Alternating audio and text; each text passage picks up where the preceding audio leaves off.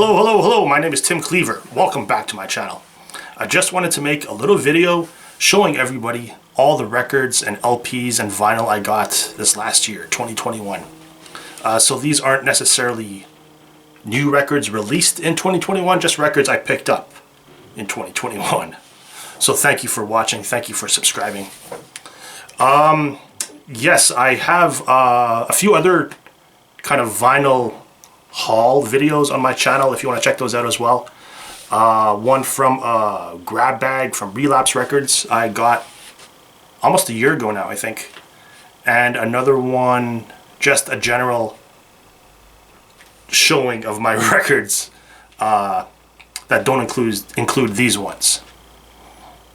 Yes, so these are in alphabetical order, and I want to talk about them and show you and demonstrate a little audio sample for each one as well. Just not long, just like 15 or 20 seconds, just short enough to hopefully bypass copyright.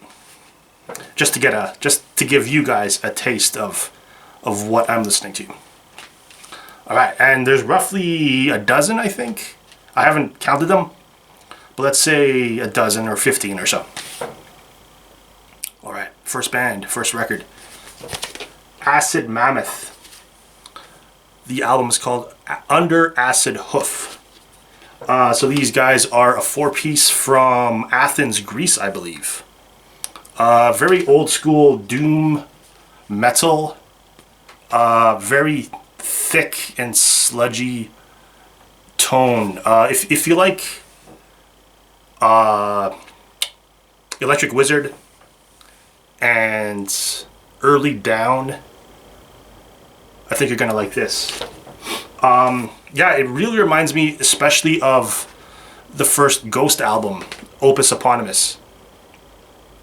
Same kind of vocal stylings, like very like, what's the opposite of harsh? Not mellow, but just like clean vocals, but just with like a slightly dirtier guitar tone and very cool groove. Very occultish sounding and dark sounding, but it's not like fast or anything. It's just good, groovy, hard rock and metal. One of the highlights for me from this album is a guitar solo in the first song called Them, with an exclamation point after that. So I'm not sure if that's like an homage, maybe a fromage to King Diamond, who has an album called Them. But yeah, that solo is very dissonant and relies heavily on like tritones and chromatics, and just sounds very sinister. Yeah, here it is.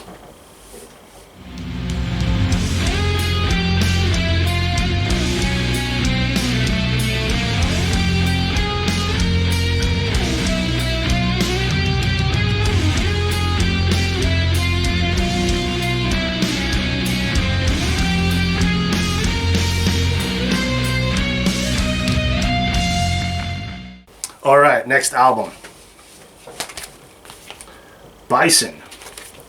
These guys are from BC, British Columbia. I think they're from Vancouver specifically, but I'm pretty sure they're from BC. Somewhat like the previous band, Acid Mammoth, except maybe a bit more punk influenced. A bit faster, a bit thrashier.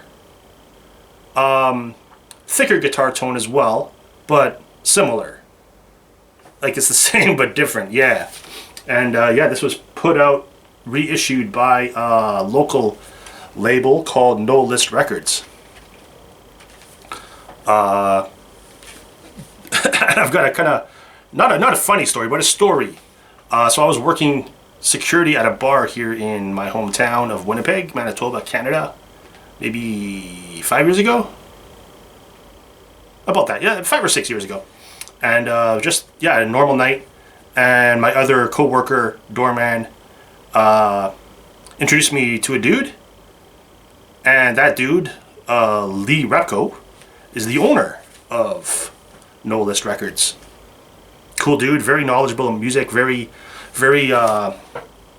passionate and old school and very what's the word?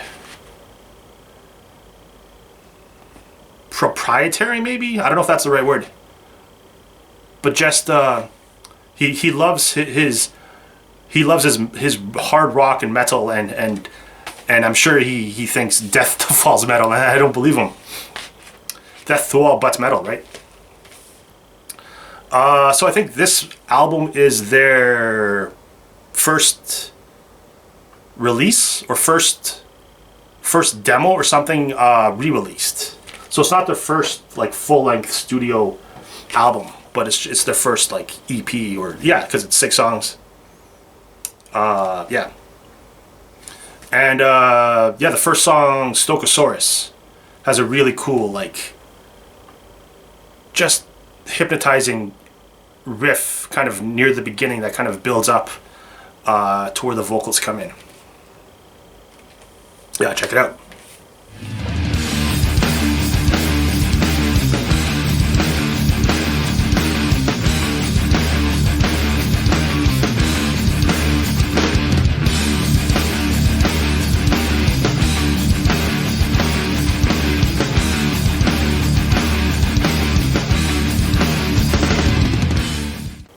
Alright, next artist. Daft Punk, Random Access Memories. This album is incredible. Oh my god. This is probably one of my favorite albums of the last 10 years. Yeah, it came out in 2013. So some people might say it's not recent. I say it is recent. Anything released in the last 21, 22 years, in my eyes, is recent. It's so iconic cover art. Look at that. And it's a shame that these guys called it quits. I think they called it quits this last year. The last 2 years have been a blur, so you'll have to forgive me if dates kind of blur into each other. Yeah, it's like an incredible album. Concept album. About, to me, it feels like about an artificial intelligence, a robot, if you will, slowly becoming sentient and understanding what's going on around it. And genre-wise, it just covers the range from like classic funk and kind of R&B, disco-y stuff, but not cheesy in a way, not at all. It's just so heartfelt and authentic sounding. I think because they're using real instruments and real like acoustic instruments, as opposed to writing and recording it all digitally on a digital audio workstation. Yeah, some of the highlights for me are, well, everybody knows the song Get Lucky. That was the big hit of, what, 2013? Contact, the last song, Contact. It's like it's like the being has finally transcended and is slowly ascending to the heavens. It's such an incredible album. Giorgio by Moroder, another cool song, featuring like a wicked kind of drum solo or a drum break. But my favorite moment would have to be Touch. Just a very beautiful, almost heavenly choir vocal part, with a bit of vocoder thrown in too. And yeah, it's like I think it's in bars of 3. So each time the phrase starts over again, you think that it's the 4th bar, but it's actually the 1st bar all over again. So it's kind of giving it an unusual momentum. And it's just so beautiful. It brings a tear to my eye whenever I listen to it. It's so magnificent. And this is the gatefold.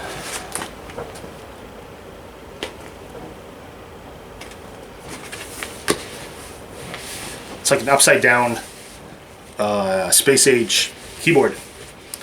Here, I'll turn it upside down for you guys. Look at that.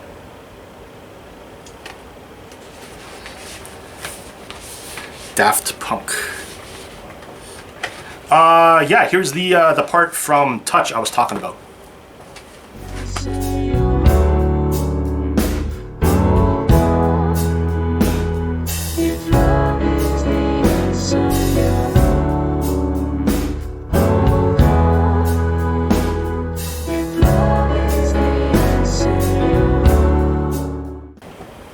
Alright, next album.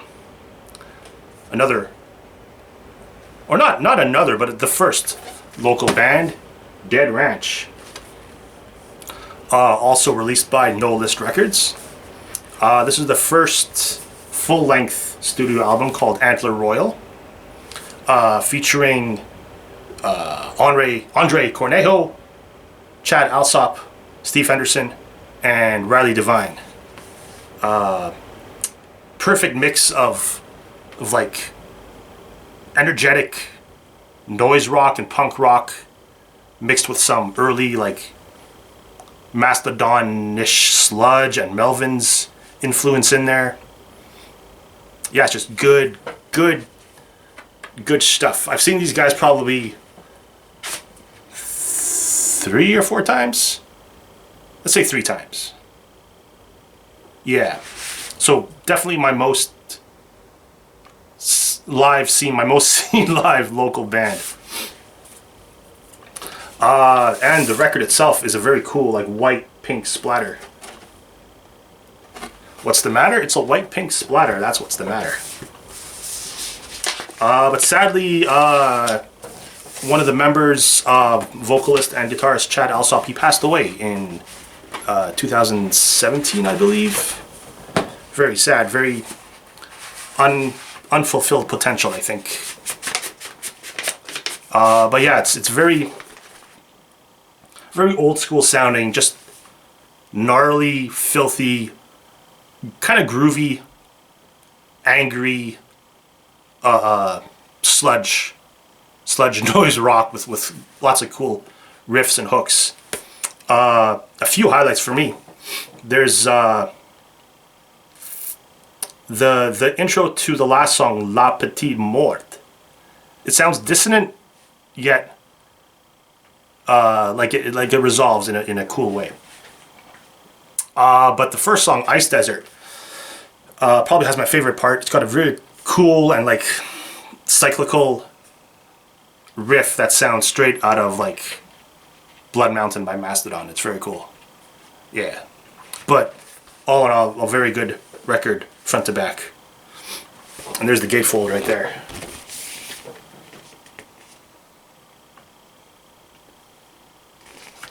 Dead Ranch. Antler Royal. Oh yeah, here's the clip from the riff in Ice Desert.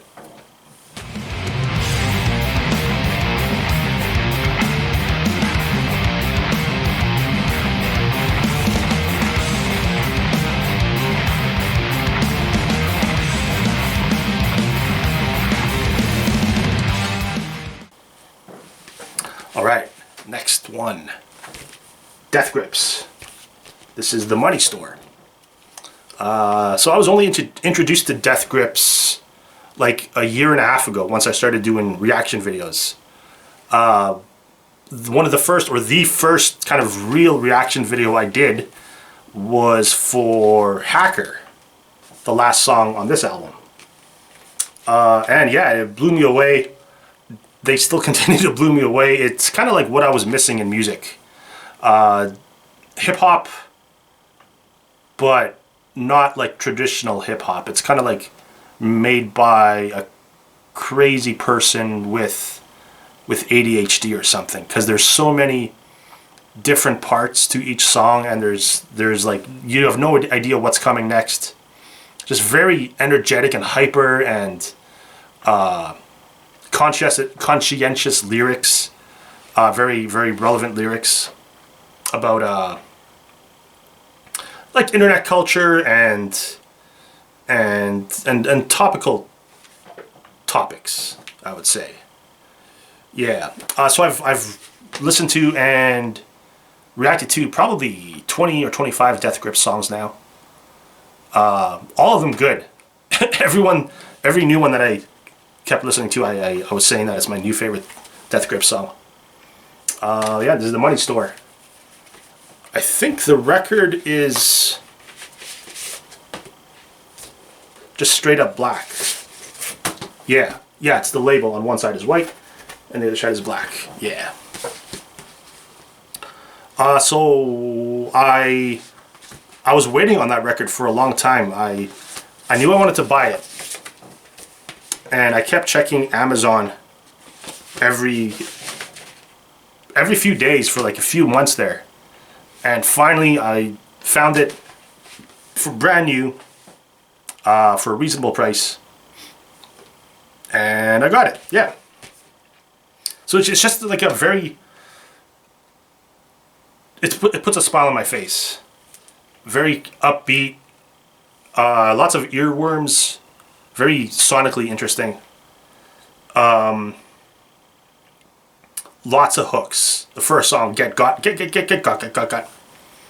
But my favorite part would probably have to be I've Seen Footage. It's got a guitar riff that's, how do I put it? It's very off time. Well, not very off time, but it's somewhat off time, it feels like. Yeah, check it out.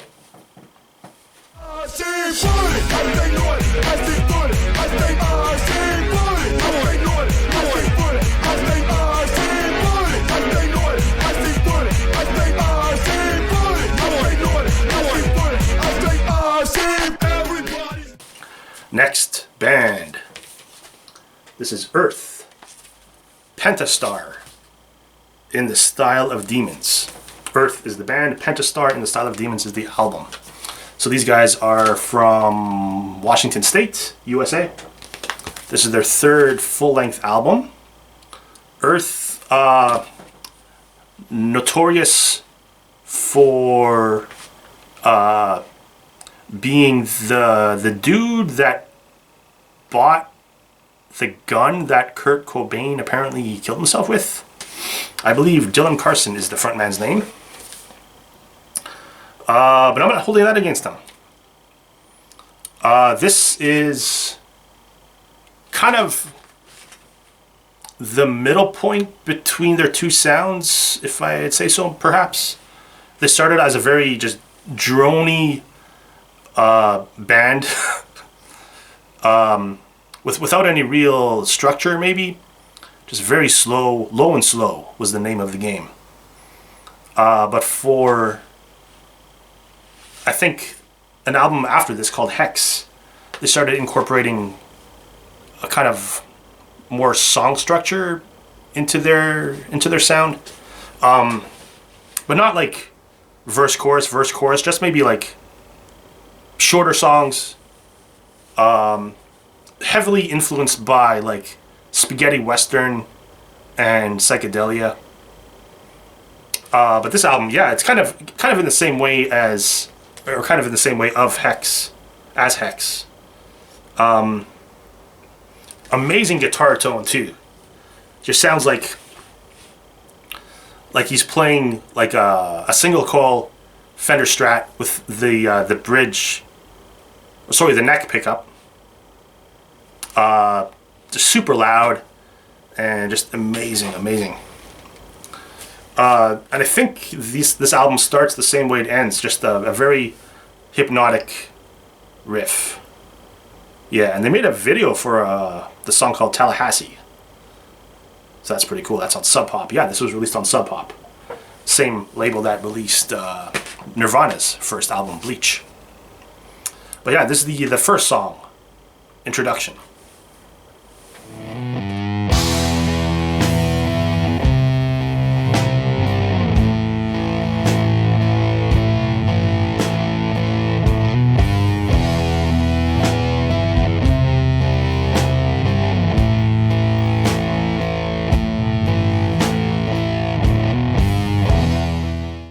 Alright, next band. N Minor. This band features Philip Anselmo of Pantera and 26 other bands. This came out, I believe, 2020. Okay, so pretty recent. It's not metal at all. It's like, well, they call it depression core, and I can certainly understand why. It's very dark and moody. Yeah, it's not metal at all. It's not maybe even rock. It reminds me of like some songs on Down 2, A Bustle in Your Hedgerow, like the mellower songs. If you want to hear Phil sing at his lowest, like the lowest notes, like a low G, like G, like that, this is the album to get. Yeah, it's very. Well, it sounds like Louisiana. I've never been to Louisiana. I want to go to Louisiana, but I've never been. It just sounds very just bluesy and kind of maybe honky tonk-ish, maybe like maybe the morning after honky tonk when everyone's just like stumbling into the bar all blurry eyed and hungover, and yeah, like a dozen friends just pick up instruments and start jamming. Yeah, also it reminds me a bit of like Latter Day Neurosis, like a few songs like Burn and the last song on their last album, Reach, I think it's called. Yeah, just like acoustic guitars and sung vocals as opposed to like screaming vocals. I think my favorite song is Black Mass.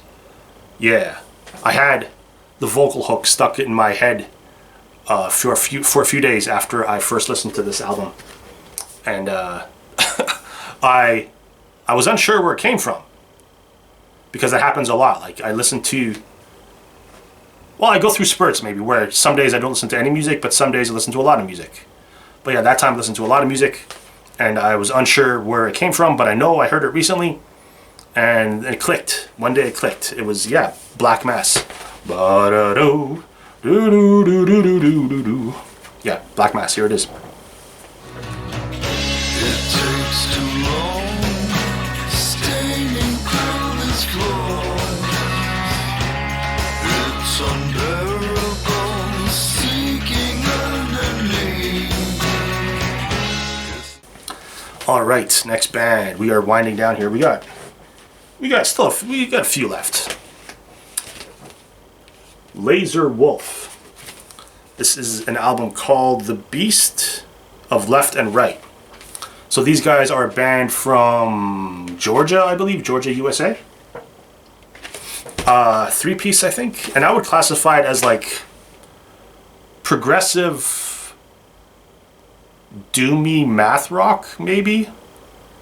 They kind of switch styles quite frequently.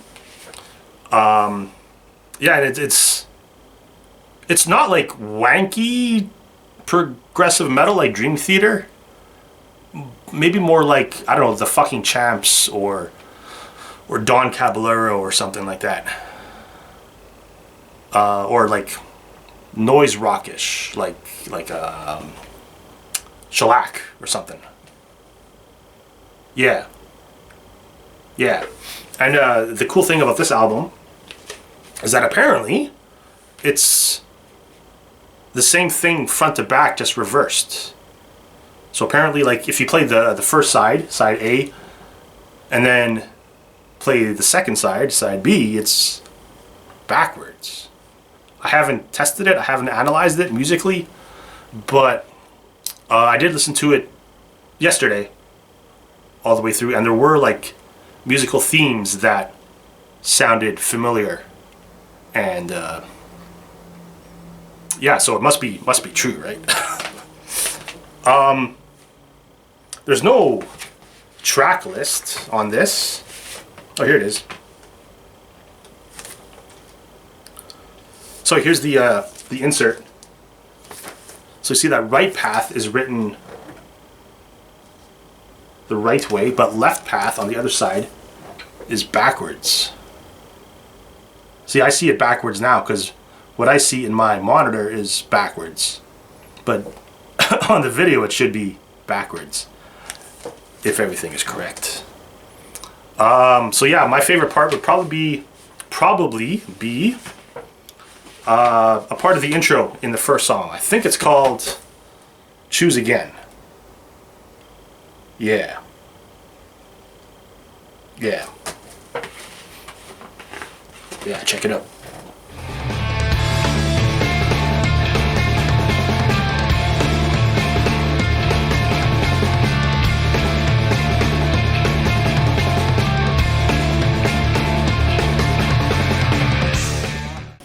Alright, next album. One of my favorites. Mastodon, Crack the Sky. I love this album. This is probably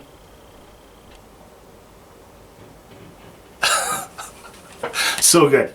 I keep going back and forth between this album and Blood Mountain by Mastodon as my favorite. But yeah, I'd say right now, flawless. Like every song, every moment is so freaking good. Mastodon celebrated 4-piece progressive metal band from Atlanta, Georgia. This is their 4th full-length album, produced by Brendan O'Brien. First album produced by Brendan O'Brien. Their first 4 albums were dedicated to the elements. So Remission, the first album was Fire. Leviathan, their second album was Water. Blood Mountain, the third album was Earth. And Crack the Sky, their 4th album, dedicated to Ether. And also, the name Crack the Sky, Sky was the name of the drummer and vocalist Bron Daler's sister. And she passed away when they were both teenagers. I think, 14 or 15 or something like that.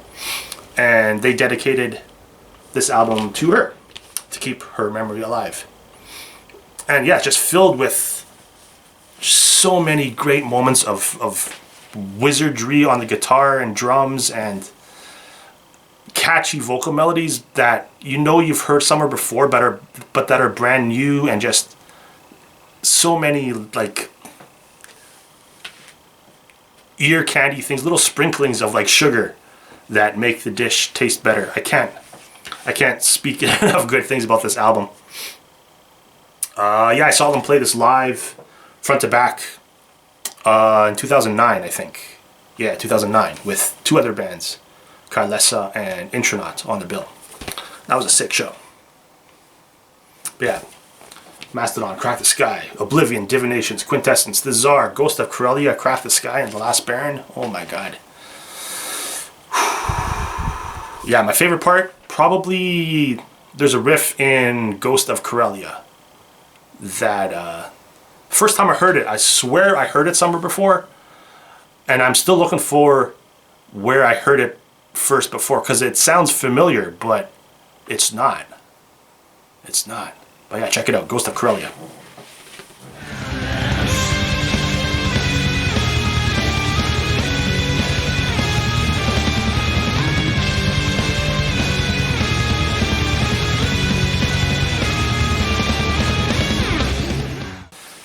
Alright, next band. Pinhead Gunpowder. So I just picked this up last summer, I believe, from 1234 Go Records in Oakland, California. Pinhead Gunpowder is a punk rock band from the Bay Area, from Oakland perhaps, featuring Billy Joe Armstrong from Green Day. And I think Jason White as well. Jason is their, I guess, lead on-stage guitar player. Yeah, it's just very kind of catchy and energetic early 90s kind of pop punk stuff. So if you're familiar with like early Green Day, think like Kerplunk and 39 Smooth, but maybe a bit looser and a bit sloppier. Yeah, it sounds like it was recorded on like a stereo boombox. And I know because I've recorded quite a few like practice sessions back in the day on that. I think this is their first compilation album, according to Wikipedia. But it's the first album, I think, that 1234 Go Records released as a as a re-release. So I had to get it.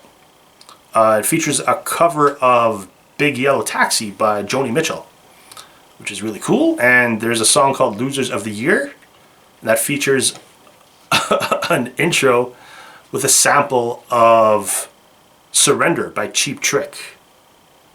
I think that's the live from the Budokan version. Yeah, so it's, if you want like early 90s pop punk, kind of like not as pop as like Green Day, but it's not like hardcore punk, but it's got some elements of that for sure, like in the vocals maybe. But yeah, it's just good stuff. Good stuff. My favorite part, there's like a drum break in the second song, Freedom Is, where it just it doesn't sound good because it's recorded kind of not ideal, but just the energy and like the surprise of it. Yeah, check it out. Freedom Is.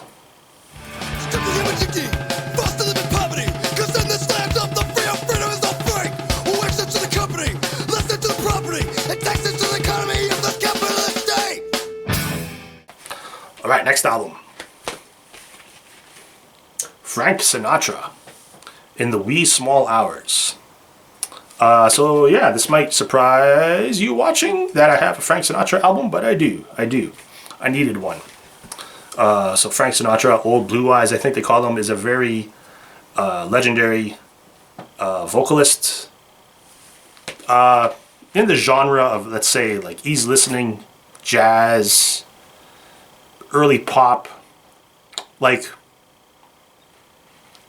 every song on this album would be right at home in maybe, I don't know, Goodfellas. But it's got that like the classy vibe of like sitting in a lounge with like leather seats, smoking a cigarette, nursing a martini, wearing a hat like Frank does here. And yeah, just like being rejected by the girl you like and walking home. It's raining out. Yeah, it's very very introspective and melancholy, and apparently it's one of the first concept records too. Yeah, it just deals with like forgotten love and like, yeah, relationships that never were or could have been. So yeah, if it's raining outside and you're feeling down, put on a candle and check this album out. My favorite part, my favorite moment would have to be Deep in a Dream, I believe it was, yeah. Yeah, there's a very... He describes, from what I remember, like he's smoking, and the smoke forms like a staircase that his love is like climbing down. It's very, very cool. It really paints a very vivid picture. Yeah, check it out. The smoke makes a stairway for you to descend. You come to my arms, may this bliss never end. For we love anew, just as we used to do. When I'm deep in a dream of you. All right, we got two more left. Two more records left. All right, Yautia. These guys are from Nashville, Tennessee, I believe. This was released on Relapse Records. Yautia, The Lurch is the album called. The Lurch. So it's grindy, noisy metal, I guess. Very, very energetic drum work. Lots of like dissonant and grindy riffs. Sounds a bit like Today's the Day, maybe? Yeah. Yeah. These guys take their name from the race of the species of the predator in the Predator movies. They're called Yautia. And yeah, I got a matching t-shirt that I'm not wearing right now of this album art. Yeah, very cool metal. Favorite track or highlight, one of the highlights for me would have to be the spectacle. Yeah, there's like a riff where the drums are just playing like a hi-hat pattern over a riff, a guitar riff. And it just makes it seem just very cool. Yeah, I enjoy it. I enjoyed it a lot. Yautia.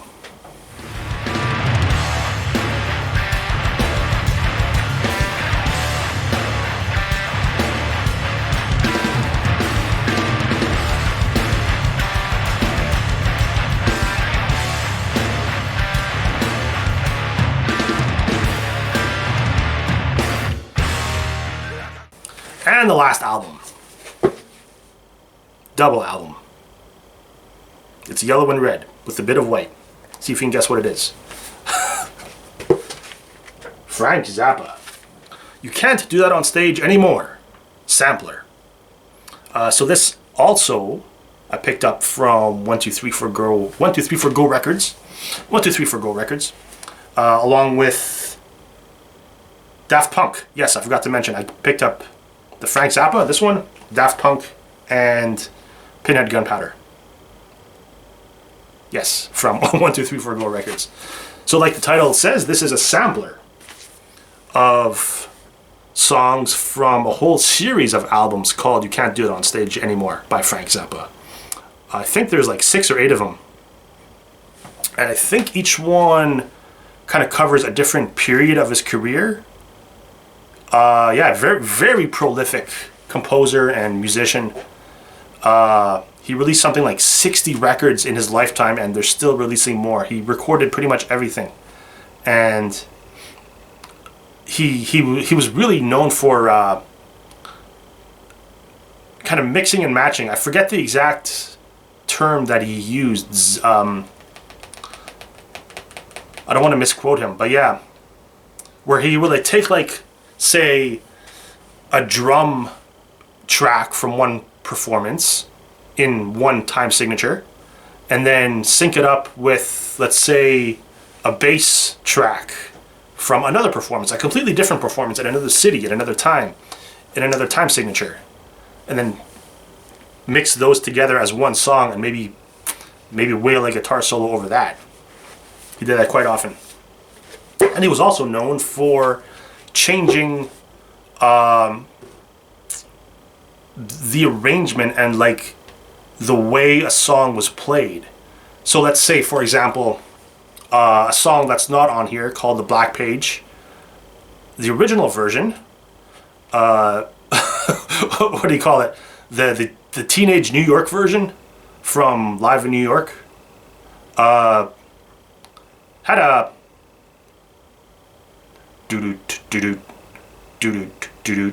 yeah, just maybe a more straight up kind of funky beat. There's one recording where it's like double time or something, and he adds dance elements to it. It's really cool. So yeah, their songs kind of change and morph with like lots of improvisation thrown into like the middle sections and wherever. He was very demanding of his musicians that he hired, because they had to be able to play what he wrote and be able to kind of improvise and adapt on the fly to what he wanted, and still have like the musical knowledge to improvise along with that. Yeah.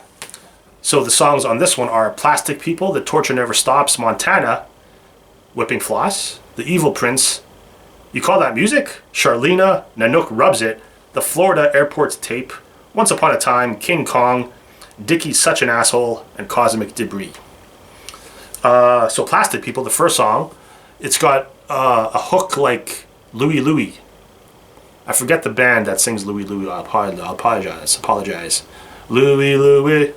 Oh, do do do do do do do.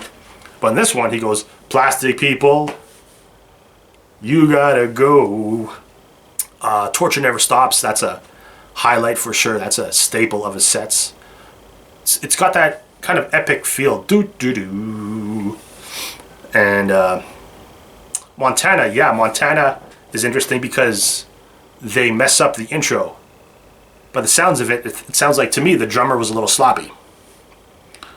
So Frank stopped the band playing and he's like, "No, we can do better than that." And yeah, they actually, the version that they recorded on this is a bit slower of Montana than on the studio recording. That's on One Size Fits All. Overnight Sensation? Overnight Sensation, yeah. Yeah, and Nanook Rubs It, one of the highlights from Apostrophe. It's got a whole extended middle section with like audience participation and all that. But the highlight for me would probably be Charlena. Charlena, it's got a guest guitar solo from his son Dweezil. Yes. And it just rips and wails and it's incendiary and it's on fire. Check it out.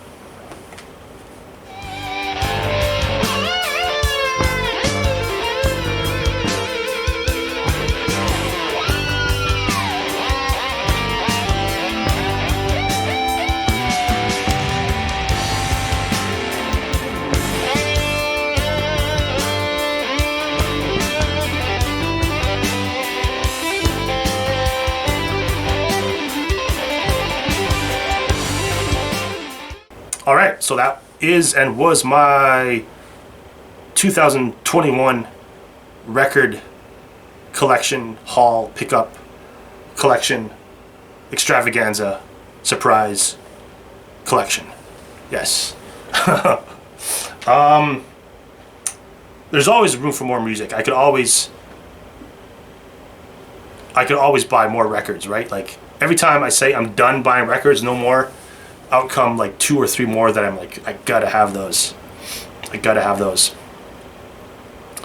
And in the day of like streaming music and not paying for music and not owning music, I think it's important to have a music collection, because I just like supporting the artists and having something physical to hold and smell and to cherish, because I hear of like people and friends bragging about their like Spotify collection and whatnot. Like, I don't care. Like, you don't own that. It's just files on a phone or whatever. This is actual. Well, I know it's not like actual music, but it's what I like. And if you made it this far in the video, I think you like it too, right? So yeah, hopefully I'll be able to pick up some more records next year, 2022. Zappa willing. Yeah, there's lots more to buy. Yes, if you have any suggestions on albums that you think I may like, please let me know in the comments below. And otherwise, yeah, just let me know what you thought of the video. If you have any thoughts to share about any of my albums or artists, yeah, if you think I would like other bands or artists as well, please let me know in the comments below. Thank you for watching.